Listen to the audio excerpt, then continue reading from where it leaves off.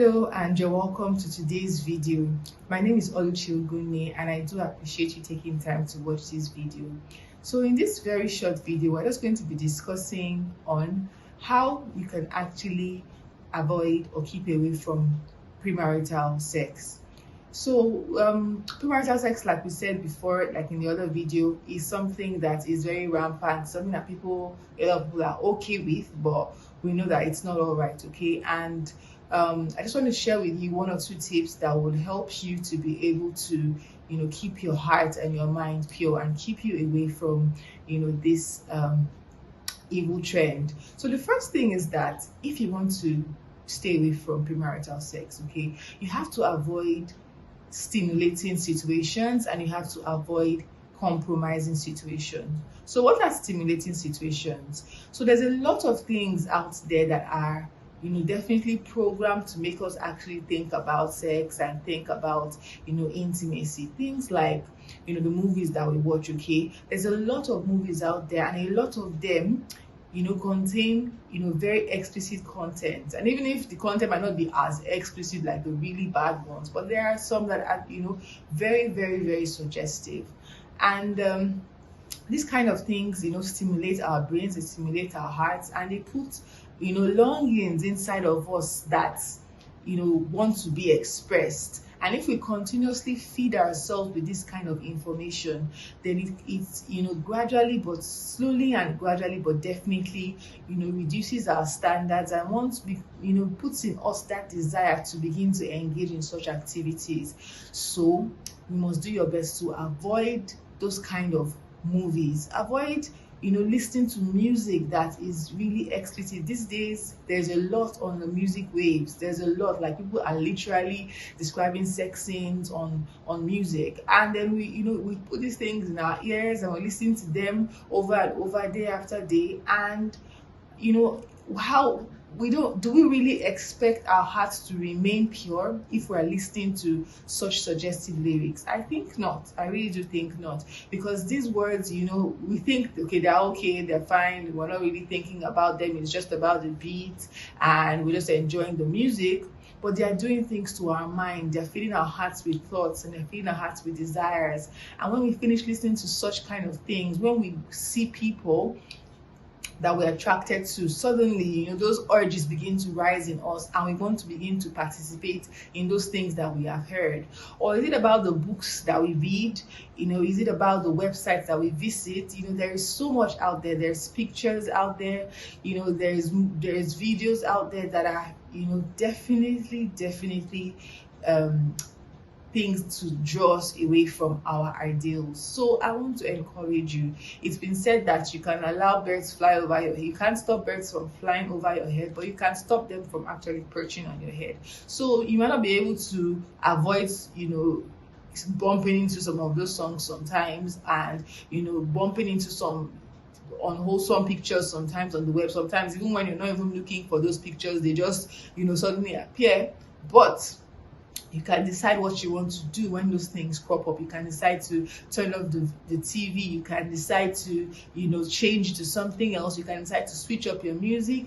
Just be sure that what you're filling your heart in per time is wholesome things. It's pure things. It's things that will stimulate you thinking good and pure thoughts. So you must avoid every appearance of evil. And I must say that online you must actually avoid, do your best to avoid visiting sites that will not help your heart and that will lead you in a path of immorality. That these things are not just online or in our phones, they are also people that we see physically. So a lot of people are going about literally unclad, exposing a lot of skin and all of that. You mustn't keep looking and looking and looking. If you mistakenly looked and saw, please don't go back to look for what you're not, what you don't want to get. Do you understand? Or what you're not supposed to be looking at. So you must actually guide your eyes by the grace of God, like Job said that he had a covenant with his eyes and he wasn't going to look on immorality.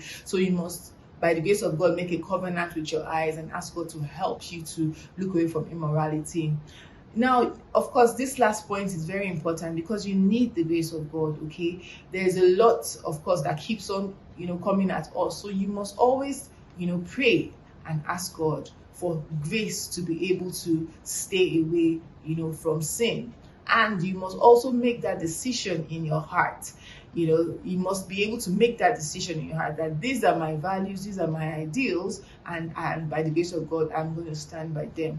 And if you're a young lady, I want to encourage you, please, please, please, please, and please, and please, and please, and please, and please. I'm begging on behalf of all the brothers out there and all the young men who are struggling to stay faithful to God and struggling to avoid premarital and extramarital sex. Please, I just want to encourage you to, keep your vitals covered. They call it your modesty. There's no need exposing what you don't want to offer, except you want to offer it. That would be the reason why you explain it. But why would you actually want to offer it? Like we said, we are, our goal is to preserve sex for the one who has paid the price, who has paid the ultimate price. That is, who has gone the length and has, made all the efforts and has actually married us. And we know that, men are moved by the things that they see.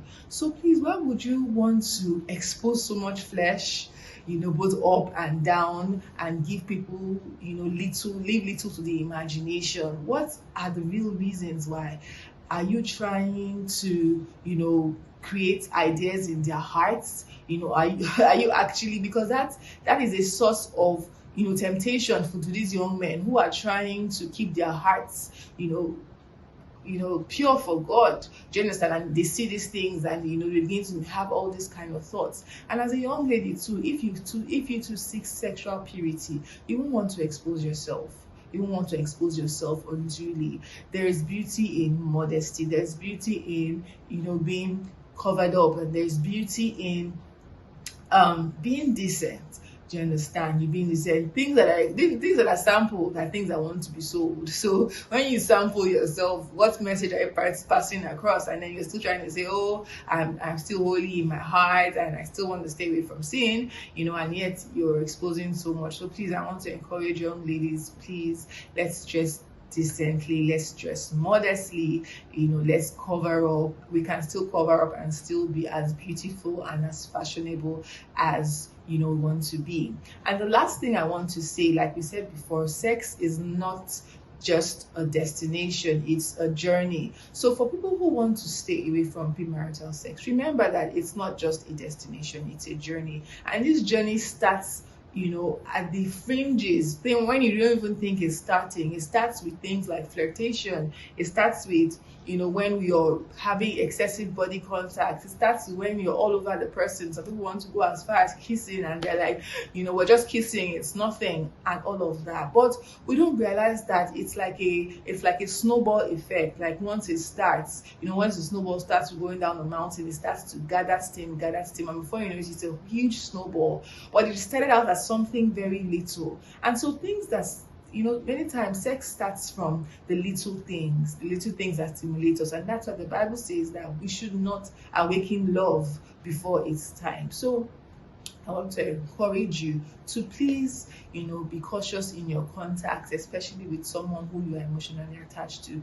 Don't be in a hurry to want to touch. Don't be in a hurry to want to explore. Don't be in a hurry to say, oh, I'm fine, we're good, we can, know when to stop and all of that. No, all things must be done purely. All things must be done decently and in order. Just be willing to wait, in a space of, just a short time, you'll be married and you have the license. Like my pastor once said, if you want to engage in sex, then you must be licensed. And what is your license? Your marriage license.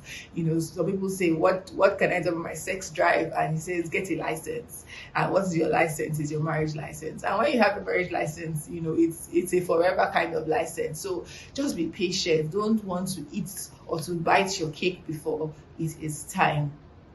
So I want to encourage you that sexual purity is possible. I want to encourage you that you are not alone.